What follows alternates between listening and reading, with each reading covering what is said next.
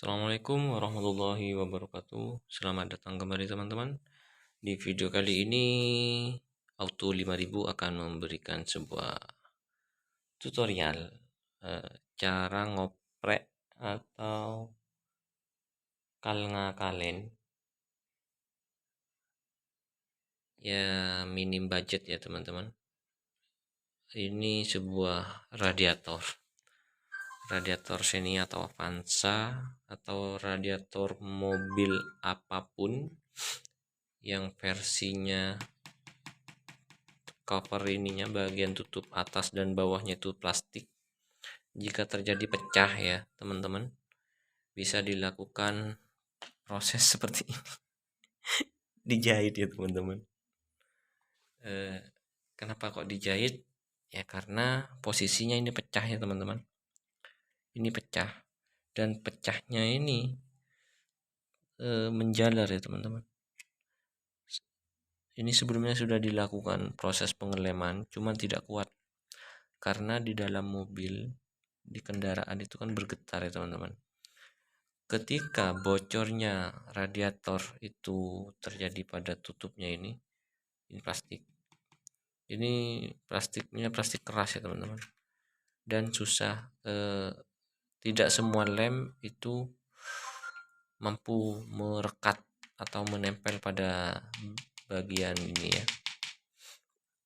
Jadi ini sudah dilakukan proses pengeleman kemarin, cuman pecah di sini teman-teman. Jadi antara bagian di sini dengan sini pecahnya ini timbul kembali ya.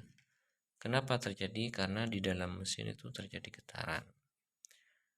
Cuman beda sama video yang sebelum-sebelumnya yang kebocorannya terjadi pada kelam. Video yang sebelumnya yang di di mobil Honda Honda Maestro apa Genio ya, lupa saya. Itu terjadi bocornya di sini di bagian kelamnya ya teman-teman. Sedangkan ini murni pada tutupnya yang pecah. Ini sungguh sangat kelihatan ya teman-teman. Nah, kenapa kok dijahit? Karena kalau tidak dijahit nanti cuma dilem saja maka akan timbul getaran ya teman-teman. Sehingga getaran tersebut akan melepaskan rekatan yang ada pada lem tersebut. Jika dijahit seperti ini, kita kencangkan maka dia akan rapat dan antara sisi yang pecah, antara yang atasan yang bawah, antara sisi yang bersebelahannya ini pecahnya ini ya teman-teman, dia tidak akan mampu bergetar ketika di dalam kendaraan kondisi hidup karena ini direkatkan dengan proses sistem jahit dan kebocorannya ini ditambal menggunakan lem. Jadi seperti itu teman-teman. Kalau hanya sekedar dilem, sudah saya lakukan pengujian, ini hanya bertahan jarak tempuhnya kurang lebih insya Allah sekitar 100 kiloan teman-teman. Sudah jebol kembali. Jadi sekarang proses yang kedua kalinya eksperimen dan berdasarkan teori ya teman-teman, karena kalau cuma sekedar eksperimen tanpa landasan teori yang mewadai yang mencukupi percuma. Jadi seperti itu ya teman-teman. Oke, saya lanjut videonya bersama jeda teman-teman. Jadi ketika kendaraan itu hidup kan mengalami goncangan, saya jelaskan kembali, akan terjadi retakan jika hanya sekedar dilem saja. Lem G terus lem kansai kata orangnya bilang, lem besi, lem apapun itu kalau cuma sekedar dilem tapi berada pada posisi yang bergetar maka dia akan terlepas teman-teman. Karena ini bergetar ya teman-teman. Kenapa di sini sampai ada karet damper. Jadi seperti itu teman-teman. Nanti misalkan teman-teman bingung atau apa, mau ingin bertanya silakan di kolom komentar. Kenapa dijahit yang kata saya tadi supaya dia terekat dan tidak bergetar. Maka kalau tidak bergetar maka lem itu daya rekatnya tidak terganggu ya teman-teman. Seperti itu. Terus bagaimana dengan kondisi air ketika panas? Jika airnya ini panas, ini sudah teruji ya teman-teman. Nilon, kawat nilon, benang nilon ini daya tahannya itu di atas 100 derajat. Jadi ini 100 derajat tidak akan langsung meleleh teman-teman. Ya, jadi ke insya Allah kemungkinan ini kuat. Bagaimana untuk daya tahan ketahanan daya tahan untuk daya jangka waktu lama berapa lama? Nah, kalau untuk beberapa lamanya saya masih belum bisa memastikan ya teman-teman karena ini juga saya baru perdana cuman dari segi teori insya Allah ya kalau cuman dipakai sekitar 1 tahunan insya Allah cukup ya teman-teman, insya Allah cukup. Jadi bagaimana apa namanya ketahanannya mungkin nanti sambil lalu ketika terjadi kerusakan kembali analisa saya mungkin saya upload kembali ya teman-teman, soalnya ini mobilnya teman kebetulan yang memang apa diperbolehkan untuk dioprek. Ini katanya rencana mau diganti baru, tapi saya sarankan daripada diganti baru lebih baik di repair dulu bang, soalnya cukup menghemat. Jadi seperti itu teman-teman. Terus ini cuma tinggal dibor gitu ya. Nah, bagaimana caranya masang ini? Jahit kan tidak mungkin jahit gitu pakai jarum masuk. Mau keluarga kayak mana? Ini cukup mudah teman-teman. Jadi saya dari tadi lupa mau ngerekam. Saya masukkan satu persatu di sini dan di sebelah sini kita jemput menggunakan kawat. Dijemput ya teman-teman. Jadi ini diantarkan ke dalam dan dijemput. Jadi hasil dari sini nih karena adanya proses antar jemput. Nah, jadi seperti itu teman-teman.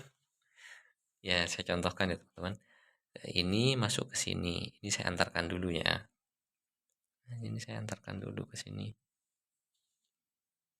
Saya antarkan terlebih dahulu. Nah, masuk. Nah, jadi dari tadi prosesnya seperti ini teman-teman. Nah, jadi prosesnya dimasukin dulu.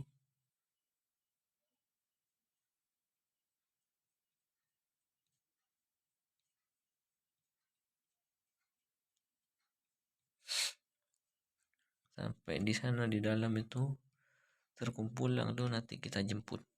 Jemputnya menggunakan apa? Menggunakan jasa kawat.